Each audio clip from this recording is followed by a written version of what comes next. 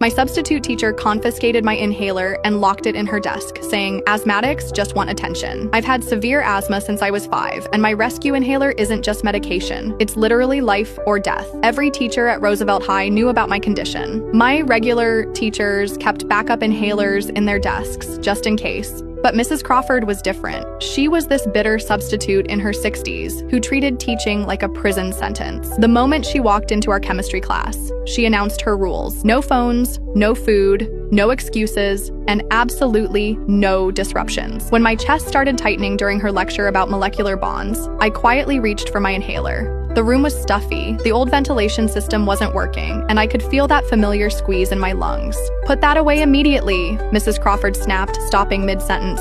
"It's my inhaler," I wheezed, trying to keep my voice steady. "I have asthma." She marched over and snatched it from my hands. "I've been teaching for 30 years. Half you kids fake these conditions for attention. You'll get it back after class." My classmates stared in shock as she locked my inhaler in her desk drawer. "But I might need it," I protested, my breathing already becoming more labored. "Then you should have thought about that before trying to disrupt my lesson," she said coldly. "Asthmatics are just dramatic. Real emergencies don't happen during math problems." 20 minutes later, I was hunched over my desk, taking shallow, careful breaths. My friend Jake kept glancing at me nervously. "Mrs. Crawford," he said, "Riley looks really bad. She's fine," she dismissed without looking up from her book. "Stop enabling the attention-seeking behavior." That's when my vision started getting fuzzy around the edges. I raised my shaking hand, trying to signal for help, but she ignored me completely. Jake didn't hesitate. He bolted from his seat and ran straight to the nurse's office, ignoring Mrs. Crawford's angry shouts about hall passes. What she didn't know was that my mom was the school nurse. 3 minutes later, my mom burst through the classroom door in her scrubs, emergency inhaler in hand.